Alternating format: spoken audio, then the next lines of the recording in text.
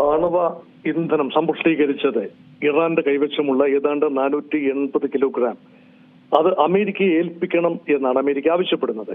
അത് ഇറാൻ സമ്മതിച്ചു എന്ന രീതിയിൽ കഴിഞ്ഞ ദിവസം ഡൊണാൾഡ് ട്രംപ് പ്രസ്താവന നടത്തിയിരുന്നു. അപ്പോൾ ലോകം വിശ്വസിച്ചത് ഇറാന്റെ സമ്പുഷ്ടീകരിച്ച 60% സമ്പുഷ്ടീകരിച്ച ആണവ ഇന്ധനം അമേരിക്കയെ ഏൽപ്പിക്കും എന്നൊരു പ്രതീതിയാണ് ഉണ്ടായത്. പക്ഷേ യഥാർത്ഥത്തിൽ ഇറാൻ അതേക്കുറിച്ച് വ്യക്തമായ ഒരു ധാരണയിൽ ഇറാൻ എത്തിയിട്ടില്ല, അല്ലെങ്കിൽ അങ്ങനെ ഇത് പുറത്തു പറഞ്ഞിട്ടില്ല. ഒരുപക്ഷെ ഇറാൻ മുൻപ് ചിന്തിച്ചിരുന്നത് സമ്പുഷ്ടീകരിച്ച യുറേനിയം റഷ്യയോ ചൈനയോ ഏൽപ്പിക്കാം, ഇത് രണ്ടും ആണവ ശക്തികൾ തന്നെയാണ്. അതുകൊണ്ട് ആ ഒരു വിഷയം വലിയൊരു കീറാമുട്ടിയായി മാറുന്നു. കാരണം ഇപ്പോൾ വെടിനിർത്തലിന്റെയും ഹോർമോസ് തുറക്കലിന്റെയും എല്ലാം പിന്നിൽ പ്രവർത്തിച്ച പ്രധാന ഘടകം ആണവ കാര്യത്തിൽ ഇറാൻ കൂടുതൽ സഹകരിക്കുന്നു എന്നാണ്. യഥാർത്ഥത്തിൽ ഫെബ്രുവരി 2026 28-ാം തീയതി ഫെബ്രുവരി 28, 2026 യുദ്ധം പൊട്ടിപ്പുറപ്പെടുന്നതിന് തൊട്ട് മുൻപുള്ള സമയത്ത് തന്നെ ഇറാൻ സമ്മതിച്ചിരുന്നതാണ് വേണ്ട രീതിയിലുള്ള ഇൻസ്പെക്ഷൻസ്, ഇറാന്റെ ആണവ സമ്പുഷ്ടീകരണ നിലയങ്ങളിൽ വേണ്ട രീതിയിലുള്ള IAEA ഇൻസ്പെക്ഷൻസിന് തങ്ങൾ അനുവാദം നൽകാം, അതുപോലെ സമ്പുഷ്ടീകരണത്തിന്റെ തോത് കുറച്ചുകൊണ്ടുവരാം എന്ന ഉറപ്പുകൾ രേഖാമൂലം നൽകാൻ ഇറാൻ തയ്യാറായിരുന്നതാണ്. പക്ഷെ അതൊന്നും തന്നെ സ്വീകരിക്കാതെ ഏകപക്ഷീയമായി അമേരിക്ക ഇറാന്റെ മേൽ ആക്രമണം അഴിച്ചുവിട്ടപ്പോൾ ഈ ആണവ വിഷയത്തിൽ തട്ടി വലിയ രീതിയിലുള്ള ഒരു സംഘർഷം ഉടലെടുക്കുകയാണ് ഉണ്ടായത്. അതുകൊണ്ട് ഇപ്പോഴത്തെ ഒരു പീസ് പ്രോസസ്സിൽ നിർണായകമായ ഘടകം ഹോർമോസ് ആണെങ്കിൽ പോലും ആണവ വിഷയത്തിൽ ധാരണയുണ്ടാകാതെ ആത്യന്തികമായ ഒരു സമഗ്രമായ കരാർ ഉണ്ടാകാൻ സാധ്യതയില്ല. അതുകൊണ്ട് ഇപ്പോഴും ഉപരോധം ഭാഗികമായി തുടരുന്നു. ഇറാന്റെ പോർട്ടിലേക്ക് വരുന്ന കപ്പലുകൾ ഇപ്പോഴും നാവിക ഉപരോധത്തിന്റെ പരിധിയിൽ തന്നെയാണ്. അമേരിക്ക പൂർണ്ണമായി ഉപരോധം പിൻവലിച്ചിട്ടില്ല. അതേസമയം ഹോർമോസ് കടലിടുക്ക് ഇറാൻ പൂർണ്ണമായി തുറന്നു കൊടുത്തിരിക്കുന്നു എന്നാണ് പറയുന്നത്. അമേരിക്കൻ കപ്പലുകൾക്കും ഇസ്രയേലി കപ്പലുകൾക്കും മറ്റു രാജ്യങ്ങളുടെ കപ്പലുകൾക്കും യഥേഷ്ടം കടന്നു വരാനും കടന്നു പോകാനും പറ്റുന്ന രീതിയിൽ ഹോർമോസിലേക്ക് 10 ദിവസത്തേക്ക് ഒരു നിയന്ത്രണം ഉപേക്ഷിച്ചിരിക്കുന്നു ഇറാൻ. അതിനുള്ള പ്രധാന കാരണമായി ഇറാൻ പറയുന്നത് ഈ ലെബനനിൽ ഇസ്രായേൽ നടത്തുന്ന നിരന്തരമായ ആക്രമണം, ഹിസ്ബുള്ള കേന്ദ്രങ്ങൾക്കെതിരെ ഇസ്രായേൽ നടത്തുന്ന ആക്രമണം, ഏതാണ്ട് 2000-ഓളം പേരാണ് കഴിഞ്ഞ ഏതാനും ദിവസങ്ങൾക്കുള്ളിൽ കൊല്ലപ്പെട്ടത്. ആ ആക്രമണം ഇപ്പോൾ ഒരു ധാരണയുടെ അടിസ്ഥാനത്തിൽ 10 ദിവസത്തേക്ക് നിർത്തിവെച്ചിരിക്കുന്നു. അതായത് അവിടുത്തെ വെടിനിർത്തൽ ഇസ്രായേൽ ഹിസ്ബുള്ള വെടിനിർത്തൽ സാധ്യമായ സ്ഥിതിക്ക് അത് എത്രത്തോളം കാലം തുടരുന്നു, അത് 10 ദിവസമാണ്. അത്രയും ദിവസം ഉപരോധം ഒഴിവാക്കുന്നു എന്നാണ് ഇറാൻ പറഞ്ഞിരിക്കുന്നത്. അപ്പൊ അങ്ങനെ ചർച്ചയ്ക്കുള്ളൊരു വഴി ഒരുങ്ങുകയാണ്. അത് മാത്രമല്ല 2-3 ദിവസങ്ങൾ നിർണായകമാവുകയാണ്. ഒന്ന് 22 ഏപ്രിൽ എന്ന ദിവസം വളരെ നിർണായകമാണ്. അന്നാണ് അമേരിക്ക പ്രഖ്യാപിച്ച വെടിനിർത്തൽ കാലാവധി കഴിയുന്നത്. അതിനുശേഷം അമേരിക്ക വെടിനിർത്തൽ ലംഘിച്ചുകൊണ്ട് മുന്നോട്ട് പോകുമോ അറിയില്ല. അതൊരു കാര്യം. രണ്ടാമത്തെ കാര്യം, അമേരിക്കയുടെ പ്രസിഡന്റിന് യുദ്ധം പ്രഖ്യാപിച്ച് മുന്നോട്ട് പോകാനുള്ള സമയപരിധി എന്ന് പറയുന്നത് 2 മാസമാണ്. അപ്പോൾ ഫെബ്രുവരി 28-ാം തീയതി തുടങ്ങിയ യുദ്ധം മാർച്ച് 28-ഉം ഏപ്രിൽ 28-ഉം കഴിയുമ്പോൾ യഥാർത്ഥത്തിൽ ഡൊണാൾഡ് ട്രംപിന് അമേരിക്കൻ പാർലമെന്റായ കോൺഗ്രസിനെ സമീപിച്ച് അനുവാദം വാങ്ങേണ്ടതാണ്. ഇപ്പൊ കോൺഗ്രസ് എന്താണ് ആത്യന്തികമായി തീരുമാനിക്കുന്നത് എന്ന് നമുക്കിത് ചെയ്യാനാവില്ല. ഇപ്പോൾ ഗോ അഹെഡ് എന്ന രീതിയിലുള്ള ഒരു സിഗ്നലാണ് കോൺഗ്രസ് നൽകിയിരിക്കുന്നത്. ഒരു വേഫർ തിൻ മാർജിനിൽ അമേരിക്കൻ പ്രസിഡന്റിന് അനുകൂലമായ രീതിയിൽ 52 സെനറ്റർമാർ വോട്ട് ചെയ്യുകയും 47 പേര് എതിരായി വോട്ട് ചെയ്യുകയും ചെയ്യുമ്പോൾ ഒരു wafer thin margin of 5 votes അത് മാത്രമാണ് ട്രംപിന്റെ ഇപ്പോഴത്തെ പിൻബലം. അത് ഇനി അടുത്ത വോട്ടെടുപ്പ് നടക്കേണ്ടി വന്നാൽ അമേരിക്കൻ പ്രസിഡന്റിന്റെ യുദ്ധപരമായ അധികാരങ്ങൾ കുറച്ചുകൊണ്ടുവരാനുള്ള ഏതെങ്കിലും പ്രമേയം വോട്ടിനിടുമ്പോൾ അമേരിക്കൻ പ്രസിഡന്റ് ട്രംപിന് അനുകൂലമാകുന്ന രീതിയിൽ അമേരിക്കൻ കോൺഗ്രസിലെ ഹൗസ് ഓഫ് റെപ്രസെന്റേറ്റീവ്സോ സെനറ്റോ വിധി എഴുതുകയാണ് എങ്കിൽ യുദ്ധം തുടരാൻ ബുദ്ധിമുട്ടുണ്ടാവും. അതുകൊണ്ടാണ് അമേരിക്ക ഇപ്പോൾ ഒരു പീസ് പ്രോസസ്സിലേക്ക് കടന്നു വരാൻ നിർബന്ധിതരായിരിക്കുന്നു. അപ്പോൾ അമേരിക്കയ്ക്ക് സ്വീകാര്യമാകുന്ന ടേംസിൽ യുദ്ധം അവസാനിപ്പിക്കണമെങ്കിൽ ആണവ വിഷയത്തിലെങ്കിലും ഒരു സമ്പൂർണമായ ധാരണ ആവേണ്ടതുണ്ട്. അതുകൊണ്ടാണ് ഏകപക്ഷീയമായി ഡൊണാൾഡ് ട്രംപ് പറഞ്ഞു ആണവ ഇന്ധനം തങ്ങളെ ഏൽപ്പിക്കാൻ ഇറാൻ സമ്മതിച്ചു എന്നും ആ സമ്മതം തങ്ങൾ അങ്ങനെ പറഞ്ഞിട്ടില്ല എന്ന രീതിയിലാണ് ഇറാൻ ഇപ്പോൾ പറയുന്നത്. പക്ഷേ ആണവ ഇന്ധനത്തിന്റെ കാര്യത്തിൽ അത് ഏതെങ്കിലും ഒരു കക്ഷി ഏൽപ്പിക്കുന്നതിൽ ഒരുപക്ഷെ ഇറാൻ വിമുഖത കാട്ടത്തുമില്ല. അതുകൊണ്ട് ആ വിഷയത്തിൽ ഉടക്കി നിൽക്കുകയാണ് ഇപ്പോൾ.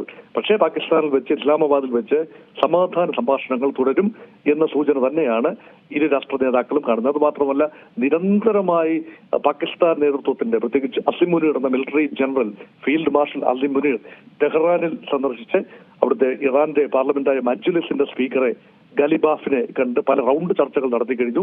അതേപോലെ തന്നെ വിദേശകാര്യമന്ത്രി അബ്ബാസ് അരാക്ചിയുമായി ചർച്ച ചെയ്യുന്നു. ഗൾഫ് രാജ്യങ്ങളുടെ നേതാക്കന്മാർ പരസ്പരം ബന്ധപ്പെടുന്നു. അതോടൊപ്പം തന്നെ സൗദി അറേബ്യയുടെയും തുർക്കിയുടെയും ഈജിപ്തിന്റെ നേതാക്കൾ പരസ്പരം സംസാരിക്കുന്നു. പാകിസ്ഥാൻ പ്രധാനമന്ത്രി ഷഹബാസ് ഷെറീഫ് ഈ രാജ്യങ്ങളെല്ലാം ഈജിപ്തും തുർക്കിയും സൗദി അറേബ്യയും സന്ദർശിക്കുന്നു. അപ്പൊ ഏകദേശ ധാരണ ആ മേഖലയിലെ പ്രധാന രാജ്യങ്ങളുടെ എല്ലാം സമ്മതത്തോടുകൂടി ഒരു സമഗ്ര ധാരണയിലെത്താനുള്ള തയ്യാറെടുപ്പുകളായി ഈ കാര്യങ്ങളെ വിശദീകരിക്കാം. അതെ, പക്ഷേ ഈ നിലവിലെ യുദ്ധം ഈ രീതിയിൽ തന്നെ മുന്നോട്ട് പോവുകയാണ് എന്നുണ്ടെങ്കിൽ നമുക്കറിയാം വിമാനയാത്രയിലുണ്ടായ പ്രതിസന്ധി അടക്കം എത്രത്തോളമാണ് ലോകരാജ്യങ്ങളെ ബാധിച്ചിട്ടുള്ളത് എന്നുള്ളത്. ഈ രീതിയിലാണ് കാര്യങ്ങൾ പോകുന്നതെന്നുണ്ടെങ്കിൽ എത്രത്തോളം ഒരു സാധ്യതയുണ്ട് ഈ യുദ്ധം അവസാനിക്കുന്നതിനായുള്ള? കാരണം ഇത്രയും രാജ്യങ്ങളാകെ നമുക്കറിയാം ഇന്ത്യ അടക്കം എത്രത്തോളം ഈ യുദ്ധം ബാധിച്ചിട്ടുണ്ട് എന്നുള്ളത്. അപ്പോൾ ലോകരാജ്യങ്ങളൊക്കെ തന്നെയും ഇതിലൊരു സമാധാനത്തിലുള്ള നീക്കങ്ങളാണ് തീർച്ചയായും ഇതുവരെയും നടത്തിക്കൊണ്ടിരുന്നതും. അപ്പോൾ ആ രീതിയിൽ തന്നെ ആകണ്ടേ കാര്യങ്ങൾ മുന്നോട്ട് പോകുന്നതും? ഇതിൽ ഇനിയും ഒരു ഭയപ്പെടേണ്ട അല്ലെങ്കിൽ ഒരു ആശങ്കപ്പെടേണ്ട ഒരു സാഹചര്യം ഉണ്ടാകുമോ? ആശങ്കയുടെ കാർമേഘങ്ങൾ പൂർണ്ണമായി ഒഴിഞ്ഞുപോയി എന്ന് ഈ ഘട്ടത്തിൽ കരുതാനാവില്ല. പക്ഷെ സംഘർഷത്തിന് അയവ് വന്നു എന്നും നെഗോഷിയേറ്റിംഗ് ടേബിളിലേക്ക് രണ്ട് ടീമുകളും ഇറാന്റെ വശവും അമേരിക്കയുടെ വശവും എത്തി എന്നതും വില കുറച്ച് കാണാനാവില്ല. American vice president JD Vance തന്നെ ചർച്ചകൾക്ക് നേതൃത്വം നൽകാനായി ഇസ്ലാമാബാദിൽ എത്തി. അതുപോലെ ഇറാന്റെ പാർലമെന്റ് സ്പീക്കറും ഇറാന്റെ വിദേശകാര്യമന്ത്രിയും ചർച്ചകൾക്കായി എത്തി. അതുപോലെ അമേരിക്കയുടെ മുൻ ടീം അംഗങ്ങളായ ജാരഡ് കുഷ്ണറും, അത് ട്രംപിന്റെ മരുമകനാണ്, അതുപോലെ സ്റ്റീവ് വിറ്റ്കോഫും എത്തി. അതുകൊണ്ട് അമേരിക്കയ്ക്കും ഇറാനും മുന്നോട്ട് വയ്ക്കാവുന്ന ഏറ്റവും പ്രധാനപ്പെട്ട നെഗോഷിയേറ്റേഴ്സിനെ തന്നെ രംഗത്തിറക്കിക്കൊണ്ട് മുഖാമുഖം വന്നു പാകിസ്ഥാന്റെ മധ്യസ്ഥതയിലാണെങ്കിൽ പോലും എന്ന് പറയുമ്പോൾ ആ ഒരു പീസ് പ്രോസസ്സിനോട് രണ്ട് വിഭാഗവും അനുകൂലമായി പ്രതികരിക്കുന്നു എന്ന് തന്നെയാണ് കാണാവുന്നത്. പക്ഷേ ഇവിടെ സൂചിപ്പിച്ചതുപോലെ വൈമാനിക പ്രതിസന്ധി, വ്യോമ പ്രതിസന്ധി നിലനിൽക്കുന്നു. എയർ റൂട്ട്സ് എത്രത്തോളം സ്വീകാര്യമാണ്, എത്രത്തോളം സുരക്ഷിതമാണ് എന്നതിൽ ആശങ്കയുണ്ട്. അത് മാത്രമല്ല നിലവിലുള്ള ഫ്ലൈറ്റ് എണ്ണം ഭീതിതമായ രീതിയിൽ വെട്ടിക്കുറച്ചിരിക്കുന്നു. ഉള്ള ഫ്ലൈറ്റ്സ് തന്നെ ഗൾഫിൽ നിന്നും നാട്ടിലെത്താനുള്ള, ഇന്ത്യയിലെത്താനുള്ള ഫ്ലൈറ്റ്സിൽ നിരക്കുകൾ ക്രമാതീതമായി വർദ്ധിക്കുന്ന കാര്യമാണ് കാണുന്നത്. അത് മാത്രമല്ല ഏവിയേഷൻ ഫ്യൂവലിന്റെ വിലയാണ് വൻതോതിൽ വർദ്ധിച്ചത്. അതുകൊണ്ട് വ്യോമയാന ചിലവുകൾ വലിയ രീതിയിൽ കൂടുന്ന കാഴ്ച കണ്ടു. അതേപോലെ തന്നെ ഹോർമൂസ് ഇപ്പോൾ തുറന്നു എന്ന് പറയുമ്പോഴും അത് കേവലം 10 ദിവസത്തേക്ക് മാത്രമാണ്. അതിനുശേഷം എന്ത് സംഭവിക്കും എന്ന ഒരു ആശങ്ക നിലനിൽക്കുന്നു. അതേപോലെ തന്നെ കാണേണ്ട കാര്യമാണ്, തുറന്നു എന്ന് പറയുന്നതോട് മാത്രം സുഗമമായ രീതിയിൽ കപ്പലുകൾക്ക് പഴയ രീതിയിൽ കടന്നു പോകാനാവില്ല. അതുകൊണ്ട് ഏതാനും മാസങ്ങൾ കൂടി പ്രതിസന്ധി നിലവിൽ വരും. അതോടൊപ്പം തന്നെ അടച്ചു കിടക്കുന്ന എണ്ണപ്പാടങ്ങൾ, ഒരുപക്ഷെ നഷ്ടപ്പെട്ടിരിക്കുന്ന ചില യന്ത്രങ്ങൾ, അതുപോലെയുള്ള ശുചീകരണ സംവിധാനങ്ങൾ, ഇതെല്ലാം പൂർണ്ണ തോതിൽ പ്രവർത്തനക്ഷമം ആയെങ്കിൽ മാത്രമേ ക്രൂഡ് ഓയിലിന്റെ നീക്കം സുഗമമാകൂ. അതുകൊണ്ട് പൂർവ്വസ്ഥിതിയിലേക്ക് എത്തണമെങ്കിൽ ഒരുപക്ഷെ മാസങ്ങളോ ഏതാനും വർഷങ്ങളോ തന്നെ വേണ്ടിവരാം. ഖത്തർ ഉൾപ്പെടെ പറയുന്നത് 5 വർഷമെങ്കിലും എടുക്കും പൂർവ്വസ്ഥിതിയിൽ ഖത്തറിന്റെ ഈ പ്രകൃതിവാതക ഉത്പാദനം സ്ട്രീമിലാകണമെങ്കിൽ. അതുകൊണ്ട് ഇതിനൊരു സ്പൈറലിംഗ് ഇഫക്റ്റ് ഉറപ്പായിട്ടുണ്ട്. ഇപ്പോഴത്തെ ഒരു പ്രതിസന്ധി താൽക്കാലികമായി ശമനം ഉണ്ടാകുന്നു എങ്കിലും ദൂരവ്യാപകമായ ഫലങ്ങൾ ഉണ്ടാകാൻ പര്യാപ്തമാണ്. പക്ഷേ ഇവിടെ അയവുണ്ടാകുന്നു എന്നൊരു പൊതു സമീപനം ഉള്ളതുകൊണ്ടാണ് ലോകമെമ്പാടുമുള്ള ഓഹരി വിപണികൾ, അമേരിക്കൻ ഓഹരി വിപണികളും ഇന്ത്യൻ ഓഹരി വിപണി ഉൾപ്പെടെ വളരെ പോസിറ്റീവായി പ്രതികരിക്കുന്നത്. ഒരു ഓപ്റ്റിമിസം, ഒരു ജനറൽ ഓപ്റ്റിമിസം എല്ലായിടത്തും ഉണ്ട്. ആത്യന്തികമായി യുദ്ധമൊന്നിനും പരിഹാരമല്ല. They have to come to the negotiating table. അതിപ്പോൾ സംഭവിച്ചിരിക്കുന്നു. അതുകൊണ്ട് ഇപ്പോൾ കിട്ടിയിരിക്കുന്ന അർദ്ധ അവസരം പൂർണ്ണ അവസരമായി പ്രയോജനപ്പെടുത്തും ഇറാനും അമേരിക്കയും എന്നതാണ് പ്രതീക്ഷ. അത് മാത്രമല്ല, സമഗ്രമായ ഒരു കരാറിൽ എത്തിച്ചേർന്നാൽ ഇറാൻ ചില ഉറപ്പുകൾ കൊടുക്കേണ്ടി വരും. ഇനി ഗൾഫ് രാജ്യങ്ങളെ, GCC മേഖലയിലുള്ള സൗദി, ഖത്തർ, ബഹ്റൈൻ, കുവൈറ്റ്, ഈ രാജ്യങ്ങളെ ഒന്നും ആക്രമിക്കില്ല എന്ന് ഉറപ്പ് ഇറാന്റെ ഭാഗത്തുനിന്ന് ഉണ്ടാകും.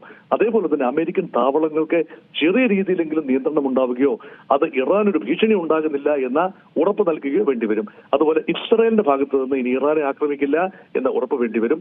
ഇറാന്റെ ഭാഗത്തു നിന്നും ആണവ സമ്പുഷ്ടീകരണം ആയുധങ്ങളിൽ എത്തി നിൽക്കുന്നില്ല, അത് ഇസ്രായേലിന് ഭീഷണിയാവുന്നില്ല എന്ന ഉറപ്പും വേണ്ടിവരും. അതുപോലെ ഇസ്രായേൽ നിരന്തരം നടത്തിക്കൊണ്ടിരിക്കുന്ന ലെബനനിലേക്കുള്ള ആക്രമണങ്ങൾ, ഹിസ്ബുള്ളാഹിക്കെതിരെയുള്ള ആക്രമണങ്ങൾ, അത് നിർത്തിവെക്കാനുള്ള ധാരണ എത്തേണ്ടി വരും. അതുകൊണ്ട് സമഗ്രമായ രീതിയിലുള്ള കരാറാണ് ഉദ്ദേശിക്കുന്നത്. ഒരുപക്ഷെ പാലസ്തീൻ വിഷയം കൂടി പരിഹരിക്കത്തക്ക രീതിയിൽ സ്വതന്ത്ര പരമാധികാര പാലസ്തീൻ എന്ന രാഷ്ട്രം, ആ സങ്കല്പം അത് യാഥാർത്ഥ്യമാകുന്ന രീതിയിലേക്ക് കാര്യങ്ങൾ എത്തി നിന്നാൽ ഇറാനും ഇസ്രായേലും തമ്മിൽ ഉള്ള ഒരു പഴയ സൗഹൃദം പുനഃസ്ഥാപിക്കാനും ഒരുപക്ഷെ കഴിഞ്ഞേക്കും. അപ്പൊ അങ്ങനെയൊക്കെയുള്ളതാണ് ശാശ്വതമായ പരിഹാരങ്ങൾ.